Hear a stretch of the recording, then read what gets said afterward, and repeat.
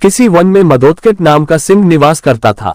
बाघ, कौवा और सियार ये तीन उसके नौकर थे। एक दिन उन्होंने एक ऐसे ऊंट को देखा जो अपने गिरोह से भटककर उनकी ओर आ गया था। उसको देखकर सिंह कहने लगा, अरे वाह, यह तो विचित्र जीव है। जाकर पता तो लगाओ कि यह वन्य प्राणी है अथवा कि ग्राम्य प्राणी। यह सुनकर कौवा बोला, स्वामी, यह ऊंट नाम का जीव ग्राम्य प्राणी है और आपका भोजन है। आप इसको मारकर खा जाए। सिंह बोला, मैं अपने यहाँ आने वाले अतिथि को नहीं मारता। कहा गया है कि विश्वस्त और निर्भय होकर अपने घर आए शत्रु को भी नहीं मारना चाहिए। अतः उसको अभयदान देकर यहाँ मेरे पास ले आओ, जिससे मैं उसके यहाँ आने का कारण पूछ सकूं। सिंह की आज्ञा पाकर उसके अनुचर ऊंट के पास गए और उसको आदरपूर्वक सिंह के पास ले लाए। ऊंट ने सिंह को प्रणाम किया और बैठ गया। सिंह ने जब उसके वन में विचरने का कारण पूछा तो उसने अपना परिचय देते हुए बताया कि वह साथियों से बिछुड़कर भटक गया है। सिंह के कहने पर उस दिन से वह कथनक नाम का ऊंट उनके साथ ही रहने लगा।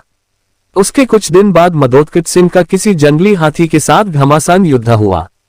उस हाथी के मूसल के समान दांतों के प्रहार से सिंह अधमरा तो हो गया, किंतु किसी प्रकार जीवित रहा, पर वह चलने फिरने में अशक्त हो गया था। उसके अशक्त हो जाने से कौवे आदि उसके नौकर भूखे रहने लगे।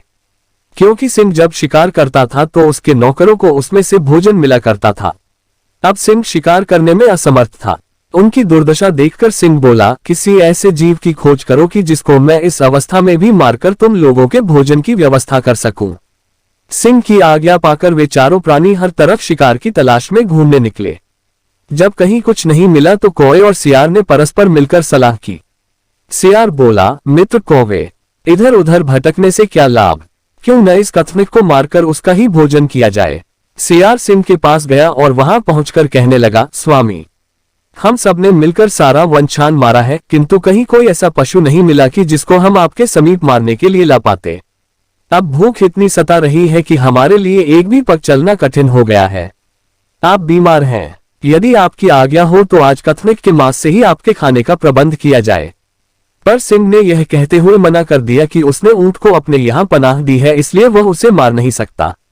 पर सियार ने सिंह को किसी तरह मना ही लिया। राजा की आज्ञा पाते ही सियार ने तत्काल अपने साथियों को बुला लाया। उसके साथ ऊंट भी आया।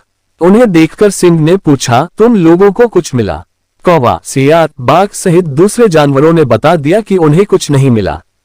पर अपने राजा की भूख मिटाने के लिए सभी बारी बारी से सिंह के आगे आए और विनती की कि वह उन्हें मारकर खा ले। पर सियार हर किसी में कुछ न कुछ खामी बता देता ताकि सिंह उन्हें न मार सके। अंत में ऊंट की बारी आई। बेचारे सीधे साधे कथनिक ऊंट ने जब यह देखा कि सभी सेवक अपनी जान देने की विनती कर रहे हैं तो वह भी पीछे नहीं रहा। उसने सिंह को प्रणाम करके कहा, स्वामी, ये सभी आपके लिए अभक्ष्य हैं। किसी का आकार छोटा है, किसी के तेज नाखून है, किसी की देह पर घने बाल हैं। आज तो आप मेरे ही शरीर से अपनी जीविका चलाए, जिससे कि मुझे दोनों लोकों की प्राप्ति हो सके। कथनिक का इतना कहना था कि व्याघ्र और सियार उस पर झपट पड़े और देखते ही देखते उसके पेट को चीर कर रख दिया। बस फिर क्या था, भूख से पीड़ित सिंह और व्याघ्र आदि ने तुरंत ही उसको चट कर डाला। शिक्षा, धूर्तों के साथ जब भी रहे पूरी तरह से चौकन्ना रहें और उनकी मीठी बातों में बिल्कुल ना आए और विवेकहीन तथा मूर्ख स्वामी से भी दूर रहने में ही भलाई है। दोस्तों, यह कहानी आपको कैसी लगी? मुझे उम्मीद है कि यह कहानी आपको जरूर पसंद आई होगी। यदि आपको पसंद आई है तो आप लाइक, शेयर, कमेंट और अधिक से अधिक सब्सक्राइब अवश्य करें। सब्सक्राइब करने में आपका कुछ नहीं लगता, परंतु मेरे लिए यह अनमोल उपहार से कम नहीं है। दोस्तों, आप लोगों को अपना प्यार बनाए रखने के लिए बहुत बहुत धन्यवाद। आप लोग ऐसे ही हमेशा अपना आशीर्वाद बनाए रखें। धन्यवाद, शुक्रिया और सादर आभार।